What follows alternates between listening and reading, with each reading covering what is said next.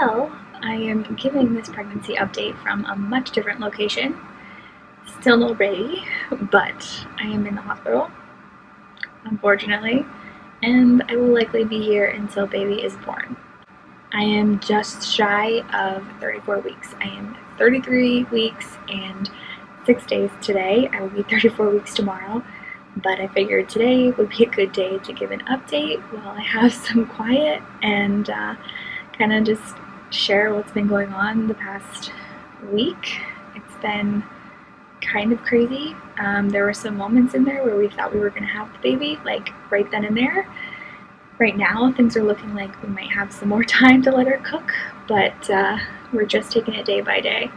So last week, probably starting like, Monday or Tuesday, I just started to feel so exhausted, just like beyond like the normal fatigue that I would typically feel. And I just felt off, like just something wasn't right, and I was worried that it was like my blood sugar like really low. Wondered if it was my blood pressure. Like I was trying not to overreact and like think like something terrible was happening or anything like that, but I could just feel like something was just off. And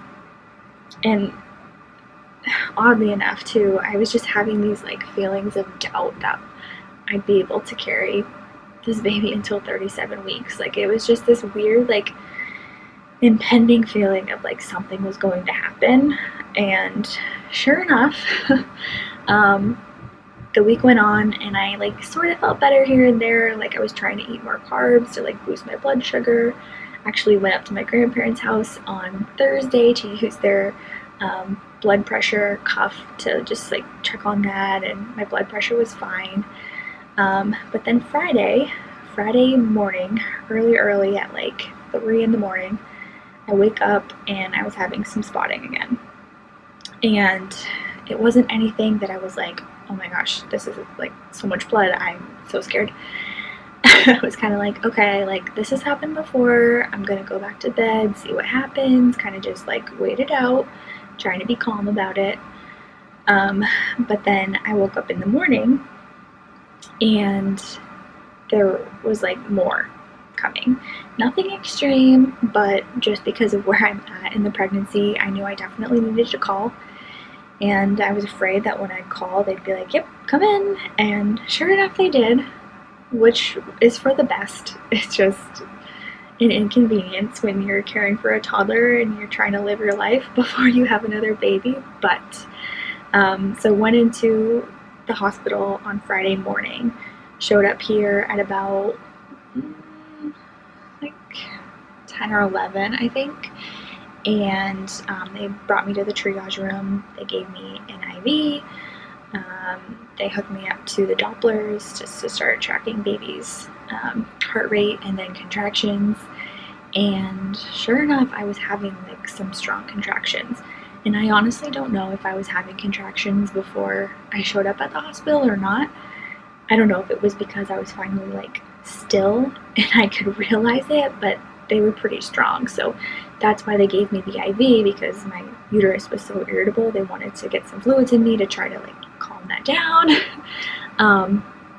And they also wanted to get me going on the steroid injections to help boost baby's lung development in case anything were to happen. So I had the first dose of the steroid Friday morning. And typically what they do is they give one dose, they wait 24 hours, give the second dose, and then within 48 hours, like you're steroid complete. So they did that, and kind of was just waiting most of the day until they were able to get us a room because they wanted to admit me. And kind of at the time, since I wasn't bleeding when I'd get up to go to the bathroom or anything else, it was more like, all right, well, we'll get you your second dose of the steroid shot tomorrow, as in Saturday, and see how you're doing, and if you're good, like you can go home. But things took a turn on early Saturday at like 2 a.m.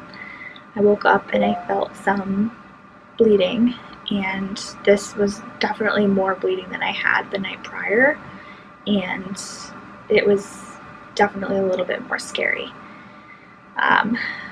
we had the doctor come in, 2 nurses came in, they hooked me up to another IV, they had me on all the monitors. They were like, you can't eat or drink anything anymore. Like, things were happening really fast, and they were saying, like, best case scenario, you get your 2nd dose of the steroid shot, but you're likely having this baby like tomorrow, which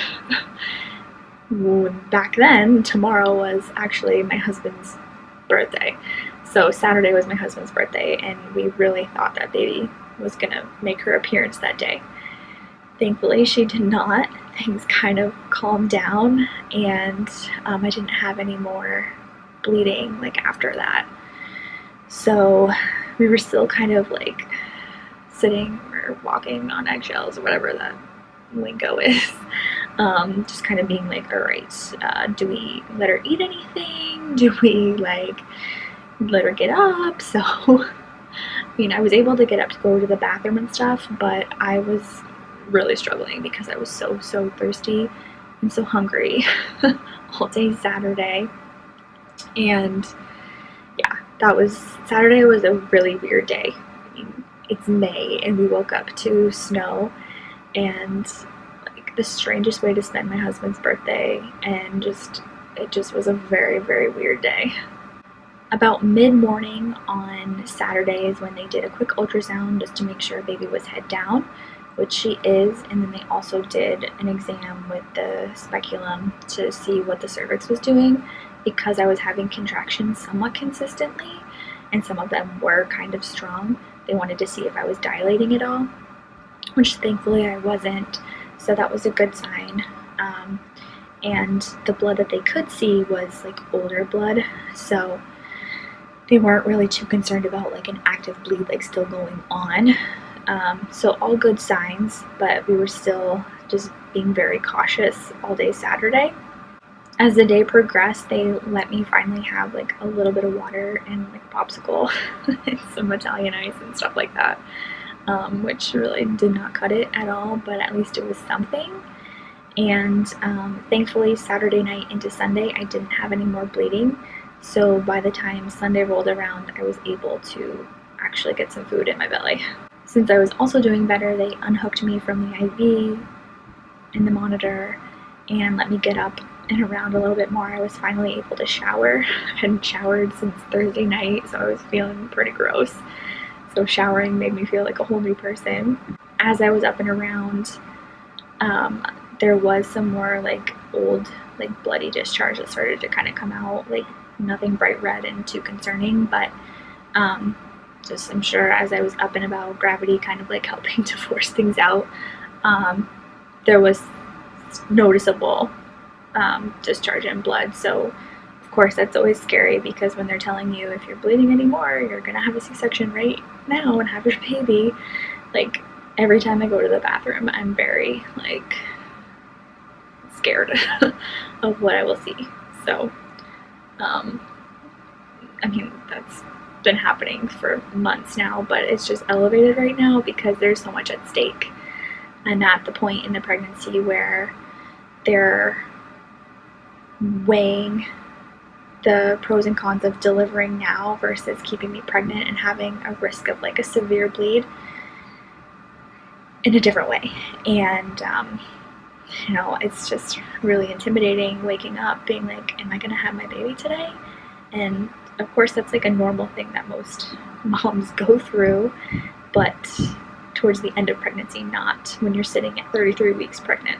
On Sunday afternoon, one of the pediatricians from the special care nursery came in to talk to us, and that made us feel a lot better as well. The hospital that we're at is a relatively smaller hospital. They don't have a full-blown NICU, but they do have a special care nursery where they're confident that they can care for babies that are born like 33 weeks and on. So just talking to him was reassuring to know like kind of like what they would be doing most likely as far as like giving her a feeding tube and the oxygen support, potentially an incubator to help her regulate her body temperature, things like that. But it was also good to ask questions about like how often we can go in there, how, you know, ideally I want to be able to nurse her and how that can work and what happens when I get discharged and she's still here and stuff like that. So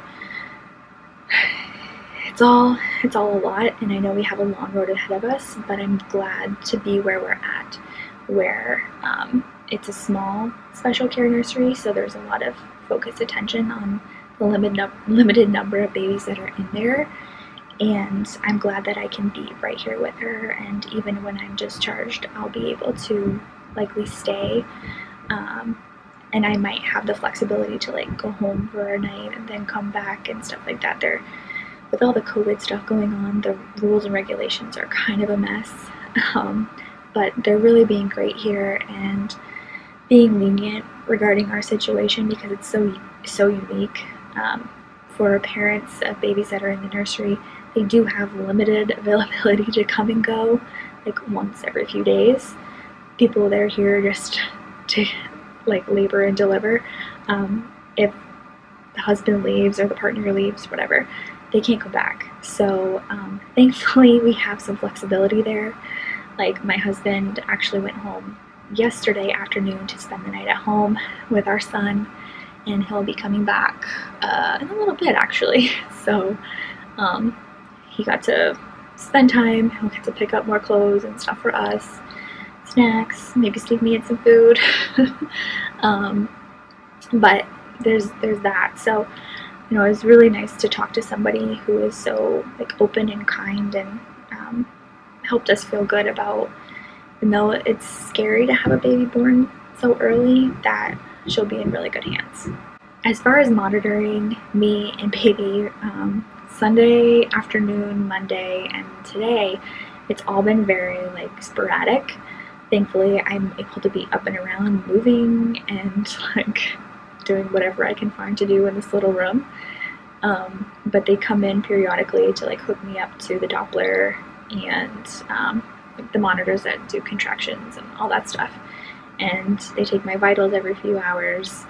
And really that's all that they've been doing lately, is just kind of keeping a close eye on me that way. And come in, ask me if I've had any bleeding. The latest with the bleeding is that I've had some like pinkish discharge, like when I go to the bathroom and wipe, but nothing bright red and too concerning. So that's good, but it's still just kind of scary to be sitting in this position where who knows what the next 12, 24, 40 hours is going to hold. I mean, I'm so thankful that we were able to get beyond the point of like, let's just try to get their second round of steroids in and then get baby out. Like, things have definitely calmed down in that way.